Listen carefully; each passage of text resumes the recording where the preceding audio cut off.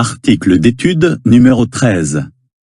Cet article sera étudié la semaine du 27 mai au 2 juin 2019. Faisons preuve de compassion en prédication. Voici le verset thème de l'étude. Il fut pris de pitié pour eux. Alors il commença à leur enseigner beaucoup de choses. Marc 6, verset 34. Cantique 70. Cherchons ceux qui sont dignes. Aperçu.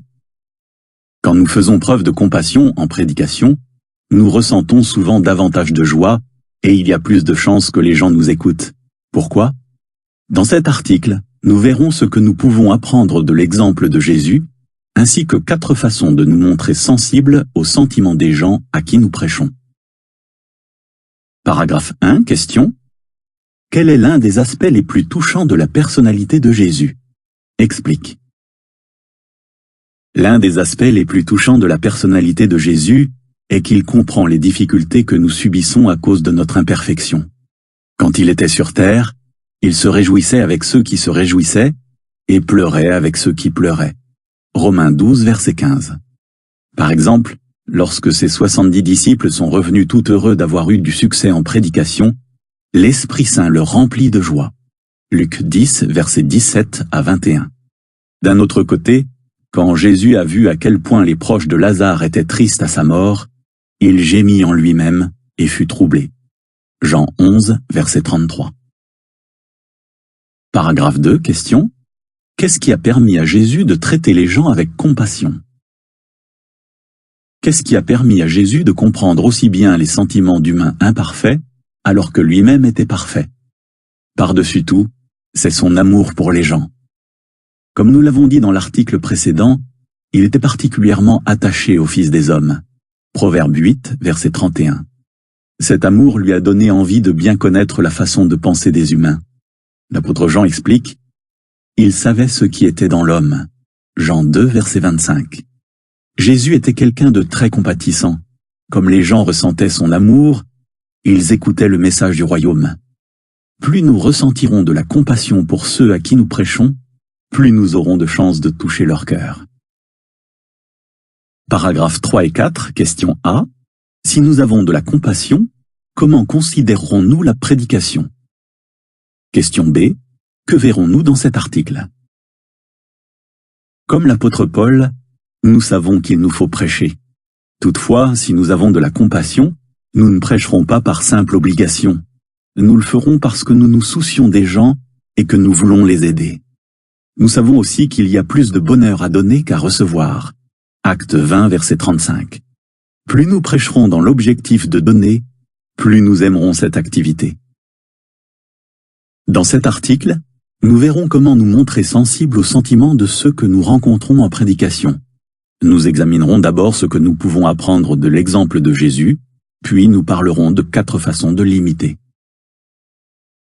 Jésus faisait preuve de compassion en prédication. Paragraphes 5 et 6, question A. Envers qui Jésus a-t-il fait preuve de compassion? Question B. En accord avec la prophétie d'Isaïe 61, versets 1 et 2, pourquoi Jésus a-t-il ressenti de la pitié pour ceux à qui il prêchait? Parlons d'un épisode où Jésus a fait preuve de compassion. Ses disciples et lui venaient de prêcher intensément. Ils n'avaient même pas eu le temps de manger. Jésus a donc décidé d'emmener ses disciples dans un endroit isolé pour être seul et se reposer un peu. Cependant, une foule de personnes a couru jusqu'à l'endroit où il se rendait et est arrivée avant eux. Lorsque Jésus a vu tous ces gens, comment a-t-il réagi? Il fut pris de pitié pour eux, parce qu'ils étaient comme des brebis sans berger. Alors il commença à leur enseigner beaucoup de choses. Marc 6, versets 30 à 34. Pour bien comprendre, avoir pitié signifie être sensible aux sentiments de celui qui souffre ou qui est traité durement.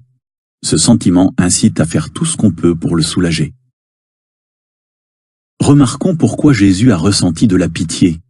Il avait remarqué que ces gens étaient comme des brebis sans berger. Il savait peut-être que certains étaient pauvres et travaillaient de longues heures pour nourrir leur famille, ou que d'autres avaient perdu un être cher et en souffraient beaucoup. Si c'est le cas, il les comprenait certainement. Comme nous l'avons vu dans l'article précédent, il a peut-être lui-même fait face à ces difficultés. Et puisqu'il était sensible aux sentiments des autres, il s'est senti poussé à leur transmettre un message réconfortant. Nous lisons en Isaïe 61, versets 1 et 2, « L'Esprit du souverain Seigneur Jéhovah est sur moi, parce que Jéhovah m'a oint pour annoncer de bonnes nouvelles aux humbles.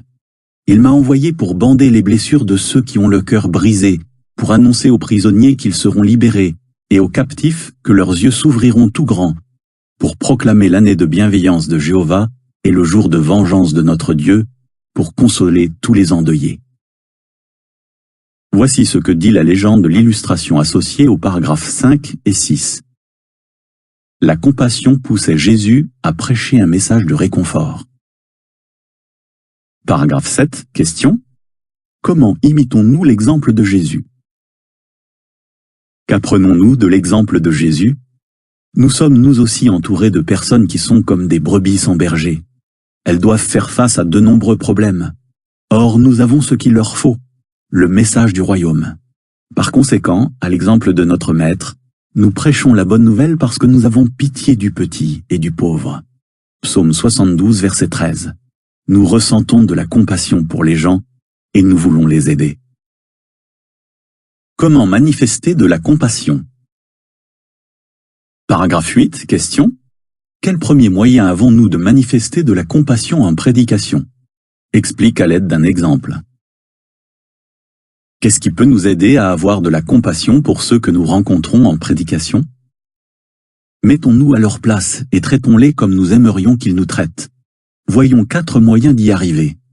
Premièrement, réfléchissons aux besoins de chaque individu. Quand nous prêchons la bonne nouvelle, nous avons un peu le même rôle qu'un médecin. Un bon médecin réfléchit aux besoins de chaque patient. Il pose des questions et écoute attentivement le patient expliquer comment il se sent. Au lieu de lui prescrire le premier traitement auquel il pense, le médecin prend le temps de l'examiner et seulement après, il lui propose le traitement adapté. Pareillement, n'utilisons pas systématiquement la même méthode avec tous ceux que nous rencontrons en prédication. Efforçons-nous plutôt de comprendre la situation et le point de vue de chacun. La note ajoute, voir l'article « Applique la règle d'or dans ton ministère » dans la tour de garde du 15 mai 2014. Paragraphe 9, question. Que ne devrions-nous pas faire? Explique. Quand tu rencontres quelqu'un en prédication, ne tire pas trop vite des conclusions. Avec tact, pose-lui des questions pour en savoir plus sur sa situation, ce en quoi il croit et les raisons pour lesquelles il y croit. Si cela se fait dans ta culture, intéresse-toi à son travail, à sa famille, à son vécu et à ses opinions. Quand nous posons des questions aux autres, nous leur donnons en fait l'occasion de nous dire pourquoi ils ont besoin de la bonne nouvelle. Nous pouvons alors nous montrer sensibles à leurs besoins particuliers et leur apporter une aide adaptée, comme Jésus le faisait. Voici ce que dit la légende de l'illustration associée aux paragraphes 8 et 9. Réfléchis aux besoins de chacun. Paragraphes 10 et 11, question. En accord avec 2 Corinthiens 4, versets 7 et 8, quel deuxième moyen avons-nous de manifester de la compassion? Donne un exemple. Deuxièmement, essayons d'imaginer à quoi ressemble la vie des gens. Nous n'aurons peut-être pas de mal à le faire car après tout, étant imparfaits, nous avons nous aussi des problèmes. Nous savons que la vie dans ce monde peut être très difficile. Si nous réussissons à endurer, c'est seulement grâce au soutien de Jéhovah. Nous lisons en 2 Corinthiens 4, versets 7 et 8. Cependant, nous avons ce trésor dans des vases en terre pour que cette puissance qui dépasse la normale soit celle de Dieu et non pas celle qui vient de nous. Nous sommes serrés de toutes parts, mais pas au point de ne plus pouvoir bouger. Nous sommes perplexes, mais pas laissés totalement sans issue. Alors qu'en est-il de ceux qui n'ont pas l'amitié de Jéhovah? Ce doit être très dur pour eux de faire face aux difficultés de ce monde sans son aide. Comme Jésus, nous ressentons de la compassion pour eux, et nous voulons leur apporter des bonnes nouvelles de quelque chose de meilleur. Isaïe 52, verset 7. Citons l'exemple d'un frère qui s'appelle Sergueï. Avant de connaître la vérité, il était très timide. Il avait du mal à parler aux autres. Un jour, il a accepté un cours biblique. Il raconte, Mon étude de la Bible m'a appris que les chrétiens ont le devoir de parler de leur foi aux autres. Je croyais sincèrement ne jamais pouvoir y arriver. Mais il a pensé à ceux qui n'avaient pas encore entendu parler de la bonne nouvelle, et il s'est imaginé à quel point leur vie devait être difficile sans Jéhovah. Il poursuit. Toutes les vérités que je découvrais me rendaient très heureux et m'apaisaient. Je savais que les autres aussi avaient besoin de les connaître. À mesure que sa compassion augmentait, il a trouvé le courage de prêcher. Il explique, à ma grande surprise, parler de la Bible aux autres m'a permis d'avoir plus d'assurance et a affermi ma foi. La note ajoute, voir la tour de garde du 1er août 2011, pages 21 et 22. Voici ce que dit la légende de l'illustration associée aux paragraphes 10 et 11. Imagine à quoi ressemble la vie de ceux à qui tu prêches. Paragraphes 12 et 13, question. Pourquoi devons-nous être patients avec ceux à qui nous prêchons? Utilise une comparaison. Troisièmement, soyons patients avec ceux à qui nous prêchons. N'oublions pas que c'est peut-être la première fois qu'ils entendent parler de certaines vérités bibliques que nous connaissons très bien. Et beaucoup sont très attachés à leurs croyances. Pour eux, leur religion est peut-être un lien qui les relie à leur famille, à leur entourage et à leur culture. Comment les aider? Prenons une comparaison. Que se passe-t-il quand un vieux pont en mauvais état a besoin d'être remplacé? Souvent, on en construit un nouveau alors que le vieux est toujours utilisé. Une fois que le nouveau pont est prêt, on peut détruire le vieux. C'est la même chose pour quelqu'un qui doit abandonner de vieilles croyances, des croyances qu'il chérit depuis longtemps. Nous devons d'abord l'aider à construire un attachement fort pour les vérités bibliques qui pour lui sont nouvelles. C'est seulement alors qu'il sera prêt à abandonner ses croyances. Tout cela peut prendre du temps. Voici ce que dit la légende de l'illustration associée aux paragraphes 12 et 13. Certains ont besoin de temps pour accepter les vérités bibliques. Paragraphes 14 et 15, question. Comment aider ceux qui ne savent rien ou presque au sujet de l'espérance de vivre éternellement sur la terre? Donne un exemple. Si nous sommes patients avec les gens en prédication, nous ne nous attendrons pas à ce qu'ils comprennent ou acceptent la vérité la première fois que nous leur en parlerons. La compassion nous poussera plutôt à les aider à raisonner sur ce que la Bible enseigne, de manière à ce qu'ils en comprennent le sens petit à petit. Par exemple, comment pourrions-nous raisonner avec quelqu'un au sujet de l'espérance de vivre éternellement dans un paradis sur terre? Beaucoup de gens connaissent peu ou pas du tout cet enseignement. Ils pensent peut-être que la mort est la fin de tout, ou alors que tous les bons vont au ciel. Comment les aider? Voici comment un frère s'y prend. Tout d'abord, il lit Genèse 1 verset 28. Puis il demande à la personne où et dans quelles conditions Dieu voulait que les humains vivent. Celle-ci répond généralement sur la terre dans de bonnes conditions. Ensuite, le frère lit Isaïe 55 verset 11 et demande si le projet de Dieu a changé.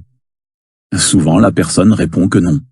Enfin, le frère lit Psaume 37 versets 10 et 11 et demande quel sera l'avenir des humains. En utilisant ainsi la Bible, il en a aidé plusieurs à comprendre que Dieu souhaite toujours que des personnes justes vivent éternellement dans un paradis sur terre. Paragraphes 16 et 17, question.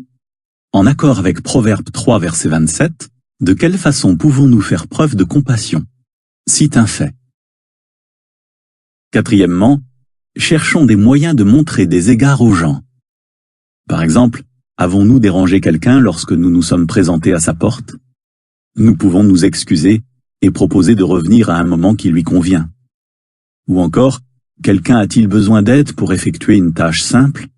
Une personne âgée ou malade qui ne peut pas sortir de chez elle a-t-elle besoin qu'on lui fasse une course? Nous pourrons ainsi leur apporter une aide pratique. Nous lisons en Proverbe 3 verset 27. Ne refuse pas de faire du bien à ceux qui en ont besoin si tu peux les aider. Une sœur a obtenu de bons résultats à la suite d'un acte de bonté qui peut paraître très simple. Par compassion, elle a écrit une lettre à une famille qui avait perdu un enfant. Elle y citait des versets réconfortants. Comment la famille a-t-elle réagi? La mère a écrit « Je passais une journée affreuse hier. Vous ne pouvez pas imaginer le bien que votre lettre nous a fait. Je ne vous remercierai jamais assez. Les mots me manquent pour exprimer tout le réconfort qu'elle nous a apporté. Je l'ai lu au moins 20 fois. Elle était tellement gentille, bienveillante et encourageante. Je n'en revenais pas. Merci du fond du cœur. Nous pourrons sans doute faire beaucoup de bien autour de nous si nous nous efforçons de comprendre les sentiments de ceux qui souffrent et si nous faisons quelque chose pour les aider. Voici ce que dit la légende de l'illustration associée aux paragraphes 16 et 17. Un acte de bonté tout simple, comme envoyer une lettre encourageante, peut faire beaucoup de bien. Un point de vue équilibré. Paragraphe 18, question. En accord avec 1 Corinthiens 3, versets 6 et 7, quel point de vue équilibré voulons-nous garder? Bien sûr, nous voulons garder un point de vue équilibré sur notre rôle en prédication. Nous pouvons contribuer à aider les autres à mieux connaître Dieu, mais ce n'est pas nous qui faisons l'essentiel. Nous lisons en 1 Corinthiens 3, versets 6 et 7. « Moi j'ai planté, Apollos a arrosé, mais c'est Dieu qui faisait pousser. Si bien que ce n'est pas celui qui plante, ni celui qui arrose qui est important, mais Dieu qui fait pousser. » C'est Jéhovah qui attire les gens. Au final, chacun réagit à la bonne nouvelle en fonction de ce qu'il a dans le cœur. N'oublie pas qu'à l'époque de Jésus, la plupart des gens n'ont pas accepté son message, et pourtant, c'était le meilleur enseignant de tous les temps. Ne nous décourageons donc pas si beaucoup de ceux que nous essayons d'aider n'écoutent pas notre message. Paragraphe 19, question. Quel bienfait y a-t-il à faire preuve de compassion en prédication? Quand nous faisons preuve de compassion en prédication, il en résulte de grands bienfaits. Nous prenons davantage plaisir à prêcher, nous ressentons la joie qu'il y a à donner, et nous permettons à ceux qui ont l'état d'esprit qu'il faut pour avoir la vie éternelle d'accepter plus facilement la bonne nouvelle. Acte 13, verset 48. Alors tant que nous en avons l'occasion, faisons du bien à tous. Galates 6, verset 10. Nous aurons ainsi la joie de rendre gloire à notre Père céleste. Que répondrais-tu? Pourquoi est-ce important d'avoir de la compassion en prédication? Quel exemple Jésus a-t-il laissé pour ce qui est de manifester de la compassion à ceux à qui il prêchait? De quelle façon pouvons-nous faire preuve de compassion quand nous prêchons? Cantique 64, Joyeux dans la moisson. Fin de l'article.